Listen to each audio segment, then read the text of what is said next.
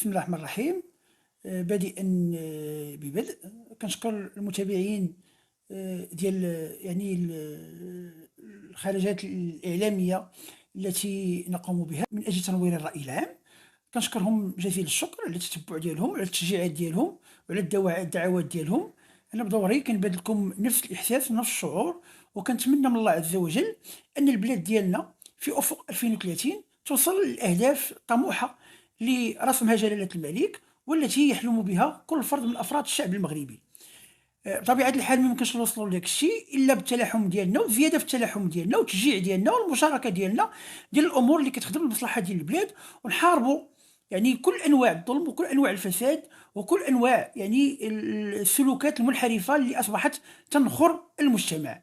لأن في الوقت اللي كنتكلموا على المؤثرين، أنا كنهضر على المخربين. المؤثر كما أنا أقول دائما هو الذي يؤثر في المجتمع بالإيجاب، والمخرب هو الذي ينشر الرذيلة ويمس بأعراض الناس ويشهر بهم ويأكل لحومهم. إذن هناك المخربين هما اللي أصبحوا اليوم كنشوفوهم بكثرة، وهناك المؤثرين هما الأناس اللي كيبغيو يكون عندنا واحد المجتمع سليم. بالنسبة للموضوع ديال الأستاذة زينب خيار، الحمد لله راه بدأت تمتثل بالشفاء بشكل جيد جدا، وأنها باشرت القيام بإجراءاتها القانونية من أجل إنهاء هذا الأمر اللي أصبح يشغل الرأي العام ويشغل كذلك المتتبعين لشأن حقوق الإنسان وشؤون العدالة في المملكة المغربية، خاصة المغرب اليوم يتبوأ موقعا كبيرا جدا في مجال حقوق الإنسان، ولا يمكن السماح بانتهاك هذه الحقوق، خاصة منها الحق في التعبير والحق في الرأي والحق في النقد والانتقاد. اليوم أنا بغيت غير نوضح شي أمور تتعلق بملف ابتسام الكولونيل أو الملف المعروف بالكولونيل العطور. علاش؟ لأنه أنا أتتبع، وخاصة أني إلى جانب الأستاذة زينب خيار محامية بهيئة الدار البيضاء تتبعنا هذا الملف منذ البداية، بعد أن اتصلت بها ابتسام وانتقلنا إلى منزلهم بسلام وطلعنا على الملف ولاحظنا بأن هناك أمور كثيرة جدا وجب التحقيق فيها وجب المرافعة من أجلها حتى نصل لتحقيق العدالة المنصفة أو الأمن القضائي أو القضاء الآمن، أو حق الولوج لأداء قضاء آمن لعائلة سي نور الدين العطور. فهذا الملف هذا غير باش نعاودوا النوستالجيا ديالو، باش الناس ما يبقاوش يسمعوا الاكاذيب والخرافات اللي كتروج في مجموعه من المنابر القنوات تاع اليوتيوب. كيف ما قلت لكم كاين المخربين وكاين الناس المؤثرين او الناس اللي كينقلوا الخبر كما هو. فسي نور الدين العطور سنه 2018 تم إعلان وفاته عن طريق حادثة سير حسب المحاضر الرسمية اللي حرتها مصلحة حوادث السير بمدينة سلا، وتم بعد ذلك القيام بمراسم الدفن ديالو. اللي غريب أن عند الاطلاع على صور الحادث الرجل المرحوم وجدوه خارج السيارة من الجهة اليمنى ماشي من جهة السائق، مرمي نعس على الجانب الايسر ديالو بعيد بواحد المتر ونصف على السياره بشكل غريب يثير الريبه والشك. هاد الريبه والشك اللي كان من الضروري على سيد الوكيل العام ان يامر باجراء تشريح طبي حتى نفند كل الادعاءات، لانه انذاك ملي كتلقى جثه خارج السياره وما كتلقى معاه حتى شي شخص اخر وكتلقاه بعيد على السياره بواحد المسافه، هناك شبهه ديال هناك امر ما وقع وليس حادثه سير. الى هنا امور تسير بشكل جيد، لكن يوم الجنازه ديالو الناس سمعوا مجموعه من الامور اللي غريبه جدا تتكلم عن قتله وتصفيته وامور كثيره جدا التي وتصريحات اخرى ديال الناس عندهم ديباناجات وشي امور. فالاخ ديالو السي رشيد العطور تقدم بشكايه في انه هناك شبهه في وفاه غامضه. تقدم بهذه الشكايه احيلت على السيد الوكيل العام، بعد ذلك باشرت النيابه العامه وباشرت الضابطه القضائيه في شخص فرقه مكافحه العصابات بولايه امن الرباط الابحاث ديالها العاديه، استمعوا للعائله، استمعوا للاخوان، استمعوا لمجموعه من الناس، حروا محاضر وكل مرة كان السي رشيد العطور كيتقدم شكاية أخرى إضافية وقت ما توصل بشي معلومة جديدة، خاصة أنه قام بواحد العمل ميداني جبار، لأنه تنقل على المكان ودار الأبحاث ديالو ولقى بعض الحوايج اللي كتدخل الريبة والشك. فمن 2018 ل 2021 والأبحاث سارية عند الضابطة القضائية. بعد ذلك أحيل الملف على السيد الوكيل العام من أجل الدراسة، فقرر يعني تكييف يعني الجريمة إلى شبهة القتل ضد مجهول، وأحالها السيد قاضي التحقيق منذ سنة 2021. لأن باش الناس يعرفوا 2021 استمعوا العائله ديال السي نور الدين العطور، قاضي التحقيق استمع ليهم، يعني ان من 2021 بدات المباشره ديال عمليه التحقيق. لكن مادام التحقيق كان كيمشي ببطء شديد، خرجت الابنه ديالو ابتسام العطور وصرحت مما صرحت به، وتكلمت عن شبهه القتل، خاصه تكلمت عن تسجيلات اللي قالت لي فيها الام ديالها بانها راه باك مات مقتول. فتكلمت على داك الشيء، اثار ذلك ذوبان على المستوى الوطني ومغاربه العالم.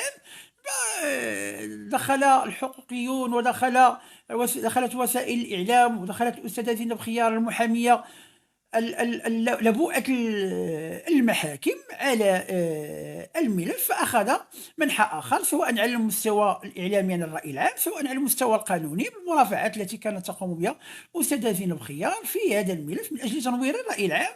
وكذلك كنا نحن كذلك ننور الرأي العام في هذا الملف.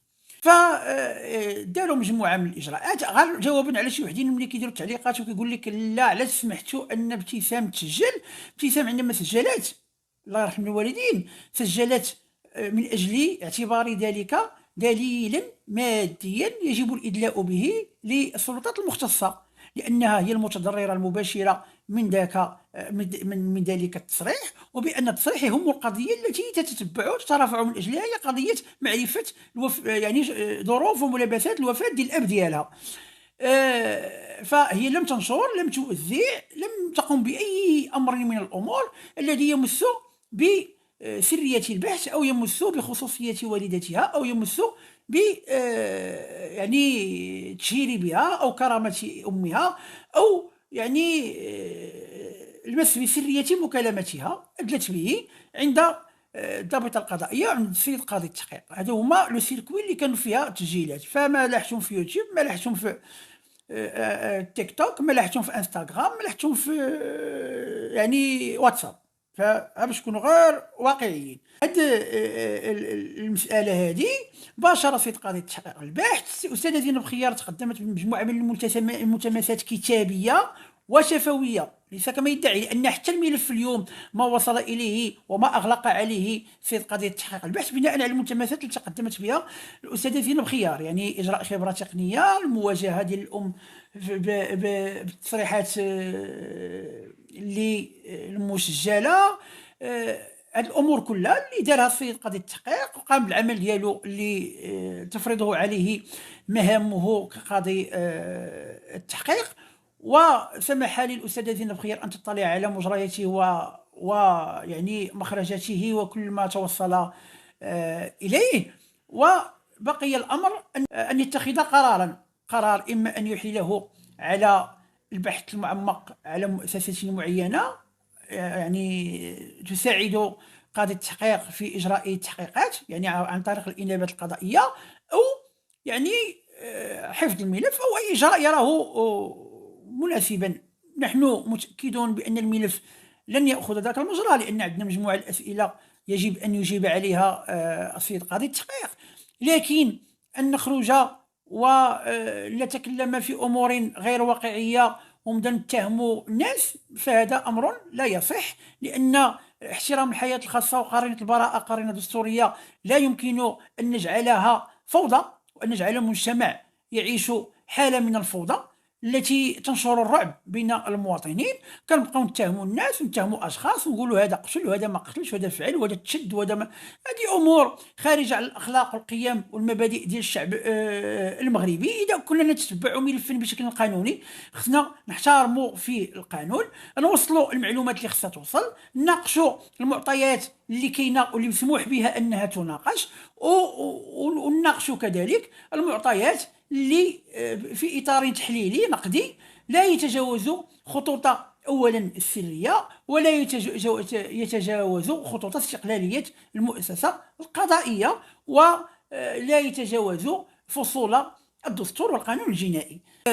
احنا متأكدين بأن الملف أجريت فيه أبحاث كثيرة جدا ومعمقة، كشفت مجموعة من الظروف، مجموعة من البحوث، مجموعة من الأمور اللي أمور جدية. قاضي التحقيق يجب أن يتعاطى معها، ثم سيتعاطى معها.